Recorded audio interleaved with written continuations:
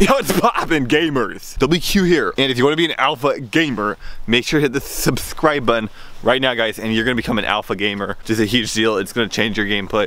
It's gonna change your life. It's gonna change the way you think, what you care about, what you optimize, what you normalize, and then you're actually gonna get better outputs. You're gonna do better. You're gonna be happier about what you're doing. You're not gonna force yourself to do better. Think about it. If you force yourself to do something that's better but you don't like it, you actually get a worse end result, and usually the whole thing implodes. It's not a win if you can naturally do something better, though. It's a total win. It's a huge deal, guys. So make sure to hit the subscribe button right now. Now, gamers, a guy named Rush, regular, unofficial speedrun highlights. He has like 7K subs on YouTube. He made a YouTube video actually saying top 100 speedrunners of all time, and he posted this last night. And I actually thought it was an April Fool's prank. And I looked through the list, and there's a lot of personality people. So I was like, okay, this is an April Fool's prank. It's completely designed to get people to be mad, get angry. And I was like, what? So I discarded it. But then I started looking at the list, and I started looking at how it was made. And apparently it's actually not an April Fool's prank. It's posted on the 31st of March. Not today, it was posted on the 31st, and it's not an April Fool's prank. And I actually am in the list, which I thought was like, okay, that's kind of cool. It was made using mostly unbiased methodology. It was using people's PBs on Speedrunner.com. It's using their relevancy on Reddit and Twitter and a bunch of other websites, and then it divided them and added up and used a summation. And I think there was a human element in there too, where Rush actually went in and he scored every runner. Just to change the numbers. It only affected a little bit, so it was mostly unbiased, because what that means is that I was actually in the list objectively, as objectively one of the top 100. Now, it wasn't a totally based on skill, merit, and I looked through it, and there's a lot of speedrunners, Cop Andy, who are high up, who just, like, these guys aren't, like, this is not skill oriented, but that's fine, because a lot of the good runners were in there as well. Like, I don't think Zost or Zelna were on this list, which is like, okay, so skill isn't even a primary factor. So actually, it's my YouTube channel, guys, is Alpha Gaming, that got me on that list, which is pretty dope. But one of the metrics that list used actually was the ELO skill rating this guy made. And he made a list where it would rank speedrunners objectively based on speedrunner.com stats, and it would make some way to measure them. I don't know the numbers, but basically what it would do is it would rank speedrunners, and I'm actually number 56 on that list, which actually is pretty good, because normally number 56, that's atrocious.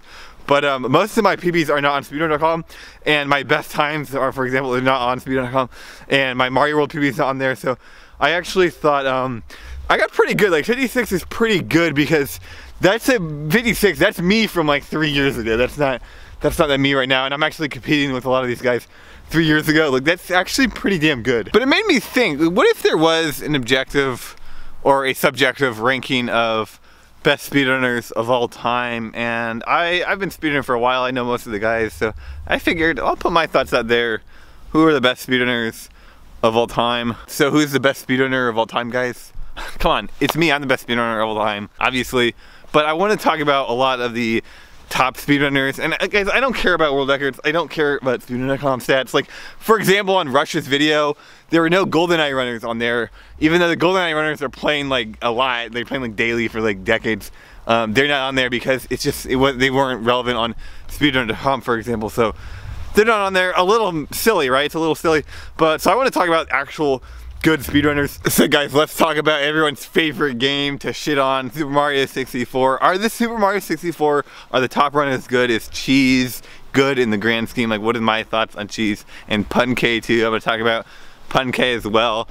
I think that Cheese, and I think Pun K, I don't think Pun K is as good as Cheese, like, just flat out, but I actually think they're both pretty good, and I think that they're good. I don't think they're at the complete top, and if you compare them in other games in the grand scheme of gaming in general, I don't think they're complete heroes and icons of gaming, but I think they're pretty good. So I like Cheese because he's really clutch, he has a good background, and I don't think having a good background, a good story, that's not gonna affect your skill, but I think it's interesting to see how much he cared about speedrunning and why he cares so much, because if you look at his background, he kind of grew up in a place, and honestly, I think he grew up in a country and he had nothing going on and he had no opportunity, and he's like, I can do this with speedrunning. So I think he put a lot of effort and a lot of time in speedrunning specifically to make it out of wherever the hell, like some third world country that he grew up in, and that's pretty interesting. So he cares a lot and he has really good feats, but there's a few things that I feel like hold him back, and one is that I don't think he's as determined or dedicated enough in the speedrunning world, and you can see that in his 139.28 or his 139.19 PB. I think he saw this the most, where it was a really incredible run like for most of it, and then he lost like 50 seconds to the end. Well, that means two things for me. It means, one, why hasn't he performed like that before? Why is it just this run that he's performing that well on? And then number two, why didn't he ever recreate that run after it happened? Like, he's been playing PUBG since then, and that's what I'm wondering. So I think those two factors are indicative of other things going on. I think those other things going on, I think they'll hold him back a little bit. So I was gonna talk about Punkay a little bit. Punkay subscribes to my channel, and that gives him big bonus points. He actually way leveled up from that. But Punkay, he's really close to Cheese actually, and I think Cheese is like cleanly better than everyone else in Mario 64, mostly because his semi-best is so much better than everyone else, and his run consistency and his run feats are a lot better. But it's not entirely true, because Punkay did actually beat him at the AGDQ race a few years ago, and also Punkation's PB is a lot closer to his semi-best proportionally than Cheese. It's a lot closer, which means, and I actually think Punkay's really good at this, and I think this is how he got the record originally, and so many times in a row he got super good runs. He's very good at focusing and locking down and shutting down and getting out very good splits. He's very good at that, and I think that's why his PB is so much closer to his semi-best. I think a lot of his theory and that goes into speedrunning, he actually falls behind in that aspect a little bit, and I think that's why his semi-best is not as good, and he's nowhere near as consistent, and he resets a hell of a lot more, and I think that's I think that definitely holds him back a little bit. Another thing, I think Punkay, he's not excelling at 70-star as much as Cheese, and I actually do think having a better spread across categories is a merit. A lot of people fail to recognize it. They don't recognize that is definitely meritable, and I do factor that a lot. And actually, that makes me think about Super Metroid, and I'm going to talk about, so there's like 4 super relevant runners in Super Metroid. It's Oats and Goats, Zeus, Behemoth, and 2Cat.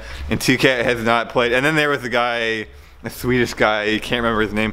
But the Swedish guy and 2Cat have not played Metroid in a while, so we're gonna have to discount them and just look at Zeus, Oats and Goats, and Behemoth. And honestly, I think Oats is not as good as Zeus and Behemoth. I think he's just not as good flat out, so I'm gonna discount him. I know he had the record for like a year or something, but truthfully, he was never able to get back the record. And I think what Zeus did recently completely blows Oats out of the water. So I'm gonna, I think Zeus actually is the best SM player, but Behemoth's Hundo record was really fucking good, and it seems like nobody's coming even remotely close to that. And the truth is, I think Behemoth, he got the 32, he got the 41.32 rather effortlessly, and that was like way ahead of the competition.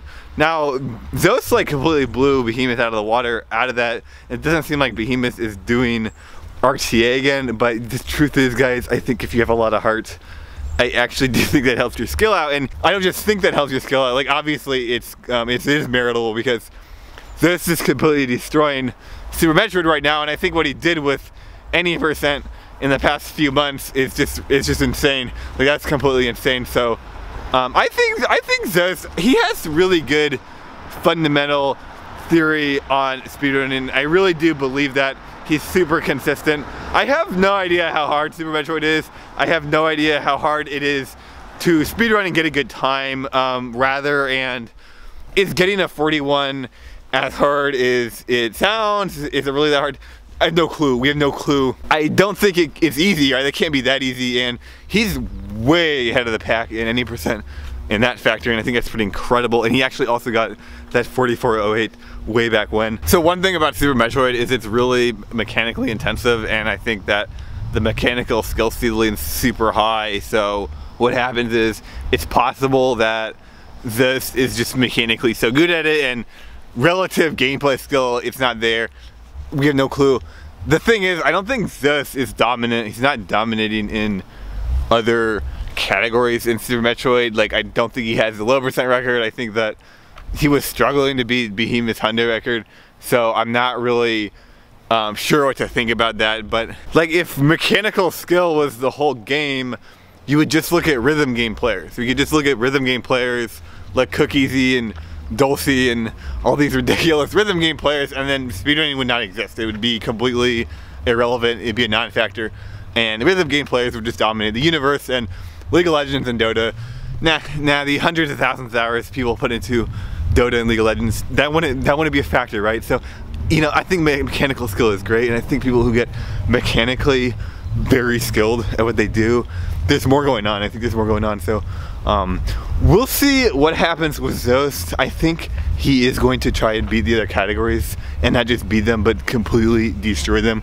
I think that's gonna be really good. But yeah, I think Zost is a very good speedrunner. But anyway, but the thing is, if mechanical skill, it's not all of gaming. And again, look at like fighting games. I think fighting games is another good example. Like Hungrybox he's the best example of this, because he plays Jigglypuff, and mechanically he's not really stretching beyond the limits of imagination. And I actually think, look at the whole 20XX meme in Melee. Whoever came up with that, and I think it was Hacks, complete moron. And he is a completely, not only got everything wrong, but he got the opposite. The opposite of what he said is what happened. And that's because Hacks has no clue what relative gameplay skill is. He has absolutely no understanding of natural gameplay, and that's what happens, right? You make these predictions and they're just completely wrong. And I think that Hungrybox is the best counterexample of that, because he can't play Fox and Falco for shit. He's terrible at the characters, mechanically just can't do it. But why is he winning all these tournaments? And look, Hungrybox isn't just winning all the tournaments, he's completely destroying the tournaments. And then he's also doing like so many ridiculous clutch feats. And like, we're talking 3-shot comebacks, like his matches versus Armada, and where he always clutches it out. It's really crazy stuff, and I was really sad he lost Genesis, but oh well. But he's doing some really crazy shit, and that's kind of what I'm talking about, where it's like, that skill I think people resonate more with, and they think it's more valuable, and actually it's more valuable in the real world. That's the skill people are more interested in. And I think games like Melee, Dota, League of Legends, actually Link to the Past is very, very friendly with that skill. It's really good with that skill. In Link to the Past, if you're able to mitigate mistakes, if you're able to mitigate errors, you go a lot further, you get a lot more out of it than pretty much most games, I would say. And the thing about Link to the Past is it's a type of game where you practice something for an extra 10 or 100 hours to save 10 or 15 frames. And so if you make one error and you lose 1 to 10 seconds, you just lost like 30 little things you did to save 1 to 10 frames. And that's the kind of thing in Link to the Past where it's so valuable to not make errors. And you see that a lot in these games like Melee and Dota League, which I like is really interesting. Now, I've heard a lot of runners like Shaden. Everyone's going on about how good Shaden is. Honestly, I think Shaden, like, obviously is good. I don't think he's that good. Samurai Man, I actually used to watch Samurai Man a lot because he was really good at like Sunshine, and actually he was good at like every game he picked up, and I think that was really incredible. But the truth is, again, with Sunshine and Twilight Princess and a lot of the games he plays, there was just no competition. Like, there was just very low competition, and he just played a lot. So I think he actually proportionally excelled in those departments, and I think it's the same with Pydoix, Shaden. I think he just excels because there's not a lot of competition. And like, I think honestly, guys, if you're playing Link to the Past, like if he picked up Link to the Past, he would do nothing in the game. Like he would never even beat me, and guys, I don't even have the record in Link to the Past. So like that's the kind of thing. Like if you're not gonna play a super competitive game, I can't really judge your skill. Now the thing with GoldenEye. So GoldenEye is super competitive, and a lot of people really look at the GoldenEye people. I've never played GoldenEye, and I have absolutely no understanding of it. In fact, I never watched anybody play GoldenEye. Now I know Carl Jobs and Goose, they actually both subscribe to my YouTube channel, which means they're alpha gamers. So I'm gonna give them big ups on that, I'm gonna give them big points on that one, but honestly I have no idea. I have absolutely no idea how good they are at GoldenEye, or gaming in general. So we're gonna let fate determine that one. Now guys, years ago I actually would have said Crystal is the best speedrunner of all time. If you just look at their gameplay, like obviously she's like clearly, she basically doesn't make any errors, unbelievable skill in Link to the Past, like just completely knowledge base. And then Jaden said everything's fake, and then I thought about it, I'm like, yeah, actually you're right, everything is fake. And then I'm like, huh. So I kind of had to rewrite that, I had to reevaluate what's going on with Crystal, because it's the type of thing where I have this thing called ego theory. I made up this thing, I call it ego theory, and basically what ego theory is that people go to extreme lengths to pretend they're good at something,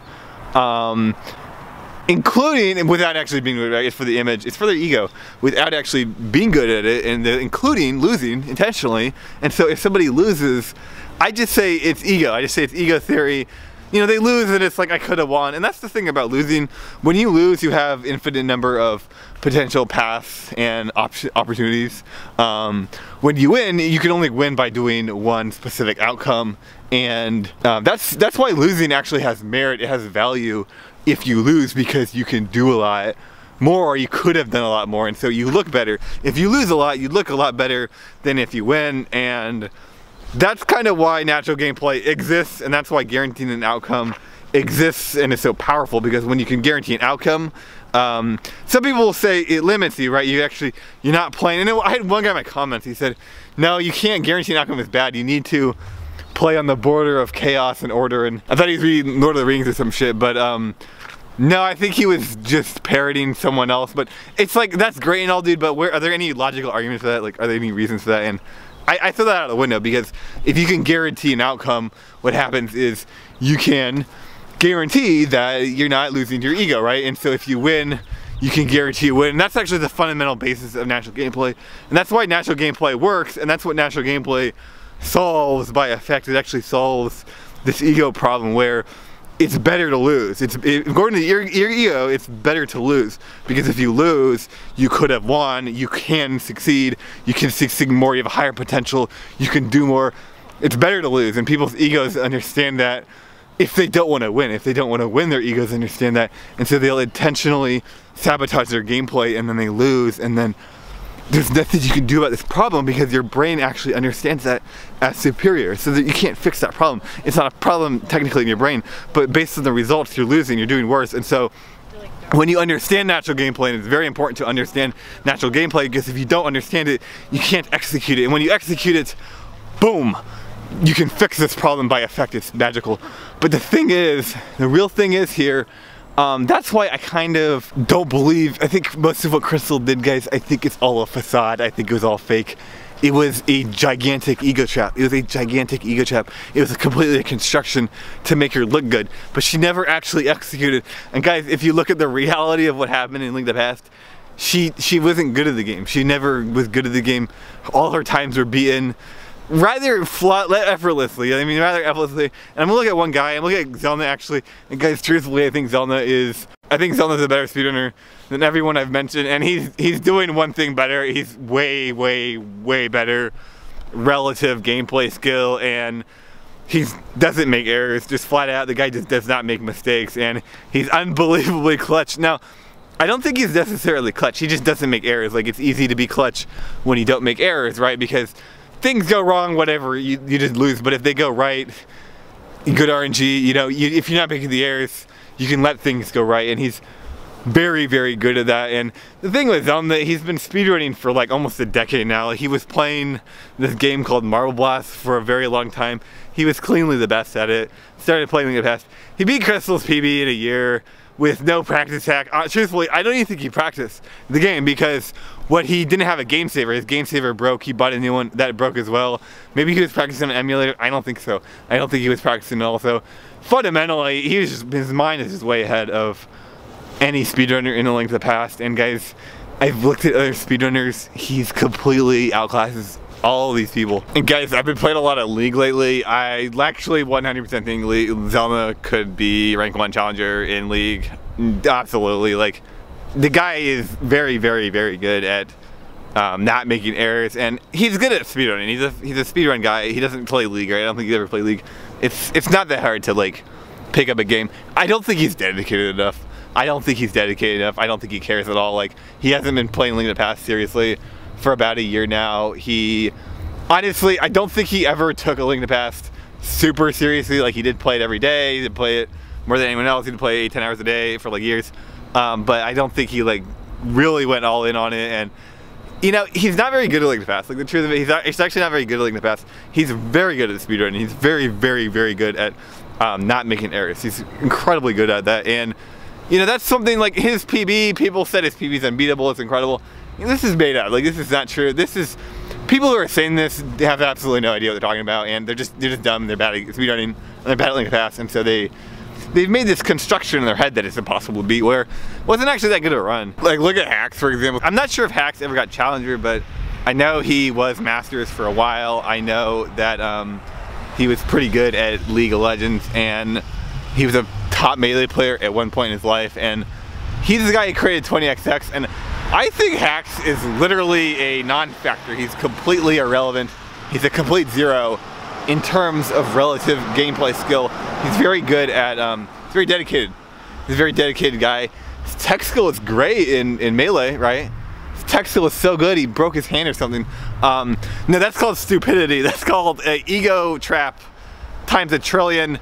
He was never relevant at Melee. What he did is he pretended he was relevant to such an extreme degree that he couldn't play the game anymore, right? But he has all this clout because people don't know what they're talking about, people don't know what they're doing, and he'll never win anything, he'll never perform well, actually, again, at a tournament. And when he made his claims, literally the opposite of all his claims happened. Falcon became a lot more popular. I think Falcon actually did win a tournament, at least got second place. Falcon's actually doing really good at a lot of tournaments nowadays. Falco drops to pretty much non-irrelevant, non-factor. Fox pretty much never won a tournament again. I think Puff wins like 80-90% of tournaments. You know, it's like all of his claims were wrong, because every single claim of his was wrong. Sheik started doing really well.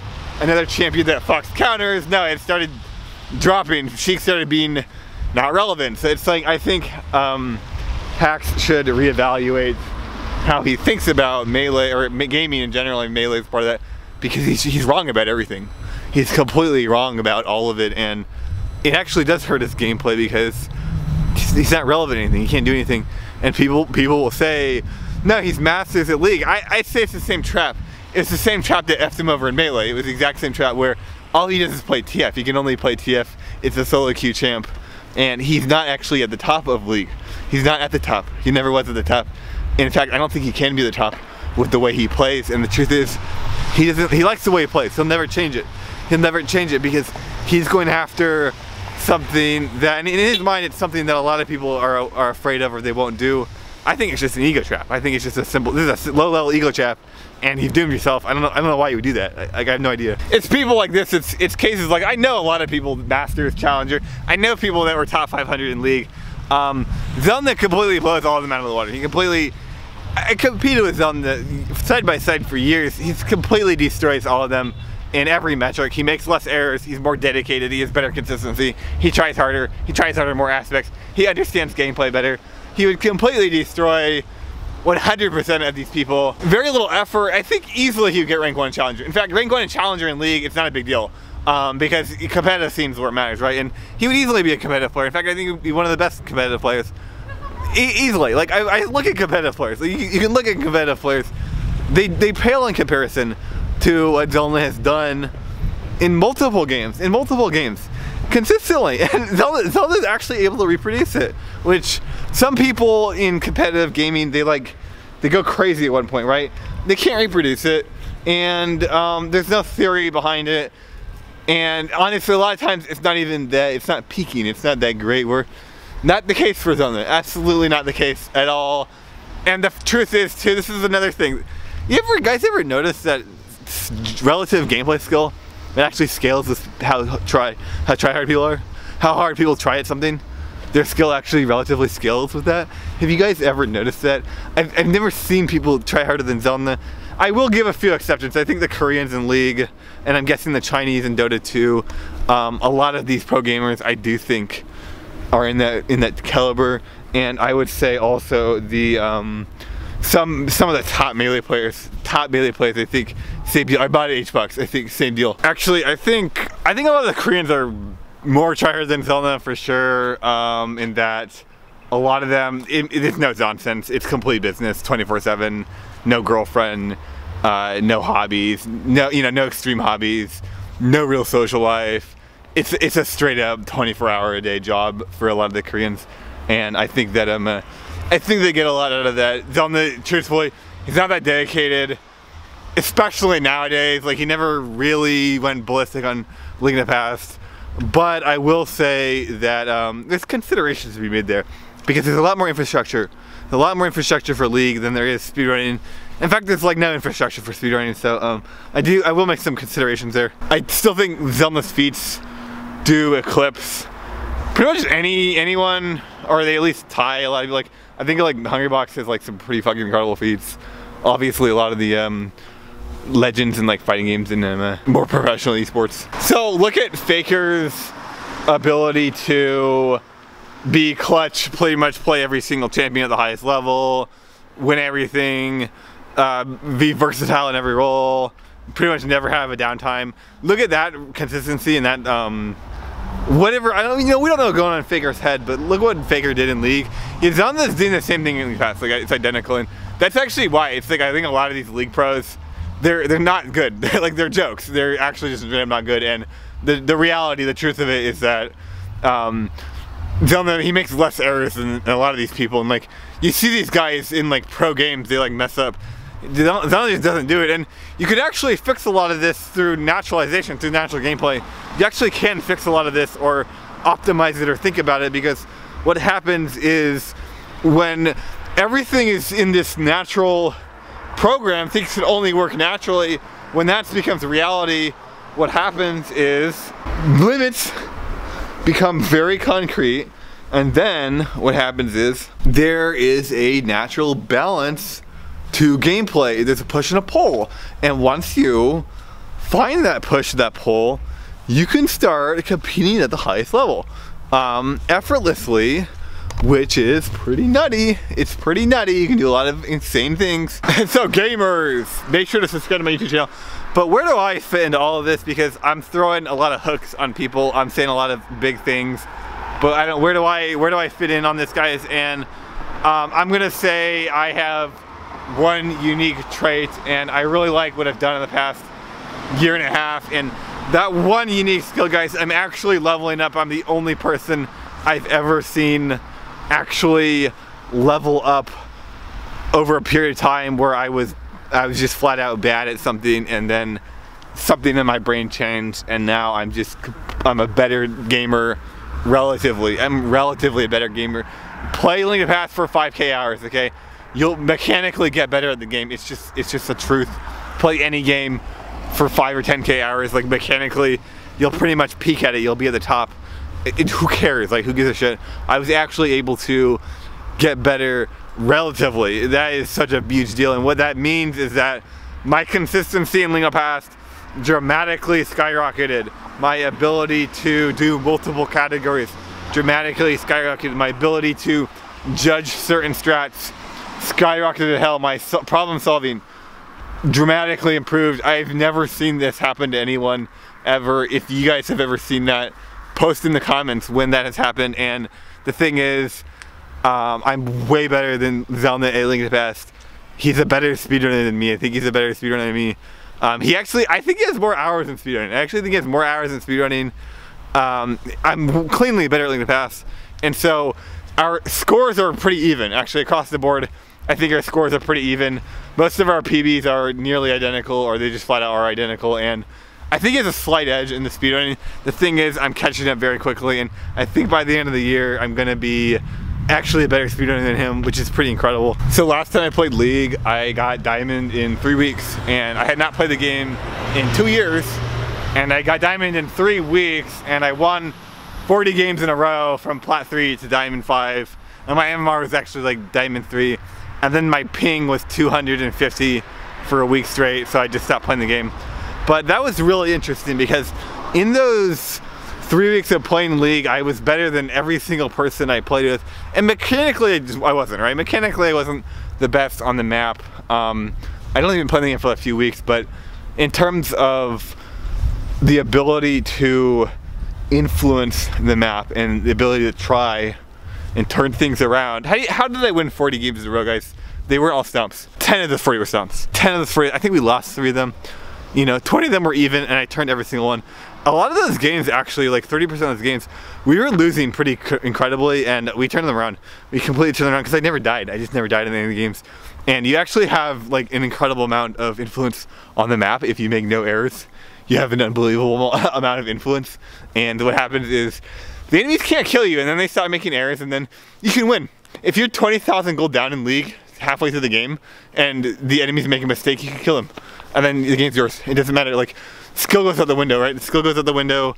Stats, they go completely out the window. It really does come down to making these errors, and if you make no errors, it's like, it dramatically increases your ability to win. So one time I played against a lot of Smurfs, and one time I played against this guy who was Challenger, and mechanically this guy was very good, and I think he was like 16 or 17 or something, and he was very good mechanically, but the truth is, he didn't have the life experience, and I don't think he was trying particularly hard because I beat him. I beat the guy twice. Actually, the first time I played against him, I think he fed off me in lane. I think he killed me 5 times in a row, and he's doing it with his girlfriend. And, you know, talk about try-harding. Already he's kind of failing in that department. And then what happened is, yeah, we were really far down, but we just kind of turned around. We just kind of turned around because I stopped dying. I never died again in the whole game. And what happens, you know, it doesn't matter how good you are. You make one error, enemy stuns you, you're dead. Game's over, right? And he started tilting. And then the next day, I actually played with him again, and I was on his team. And this guy was griefing me. He was trying to suicide in the enemies. He was trolling because he didn't want me to win. And I'm like, dude, you're jealous of my skill. You're actually jealous of my skill. I'm a speedrunner. I'm a decade older than you, and I'm playing League for like 2 weeks. I'm playing League for 2 weeks, and you're jealous of me? You're Challenger, dude. You're Challenger League player, and you're jealous of a speedrunner who's been playing League Legends for 2.5 weeks, and you're like, come on, dude, you think you need to revalue your life, but that's just the truth of it. That's the truth of relative gameplay skill. That's the truth of skill. And you know, it doesn't matter how good you are. It doesn't matter how crazy your tech skill is. And I think I get so sad in Melee because what's the prevailing attitude in Melee? It's tech skill wins and practice tech skill. Well, look at every tournament. It's tech skill does not win. In fact, it's the players with less tech skill that are actually performing better because, you know what, they don't have to focus on tech skill. They actually focus on less. Look at Melee, look at Mango's tech skill. Mango's tech skill, it's almost entirely fluidity. It's almost entirely fluid in tech skill. It's clean, it's simple, it's extraordinarily natural. It's not crazy. It's not crazy at all. So gamers, I actually am going to get Challenger in League of Legends just to show people, just to prove to people that what I'm talking about is real, and also show them how bad they are at gaming, because I think the North American League of Legends scene, I love it, and it's kind of a train wreck. It's fun to watch, but it's hardly even North American players, and we do not perform at all in regional tournaments. That's what matters, right? The bigger, the more important the tournament, the more it matters, and we just don't perform, and then half the time it's like a Chinese team goes over back to China from North America. It's just sad. So I'm gonna get Challenger in League and then show people you can be a winner. And I'm kind of going mainstream here. That's kind of why it's like I'm going mainstream here, and I need to show people that like what I'm saying is real. Like, nobody can judge my skill in Link to Pass because nobody plays the Link to Pass. And the Link to Pass the Link to Pass community, they're literally dirt. Like how good these people are, it's just straight up dirt. I mean, we're talking silver, gold, bronze League of Legends players. It's completely embarrassing, and they'll play the game for years, and it's like, it's kind of sad. So, you know, they're useless to look at. Really the only people in Link to Pass that you can look at is Zelm and me, and it's like everyone else is a non-factor, like 100% non-factor. So anyway, gamers, make sure to subscribe to my YouTube channel if you liked my content, and you become an alpha gamer once you subscribe to my YouTube channel. which is an incredible opportunity, and it's gonna completely change your gameplay, and it's gonna change your life.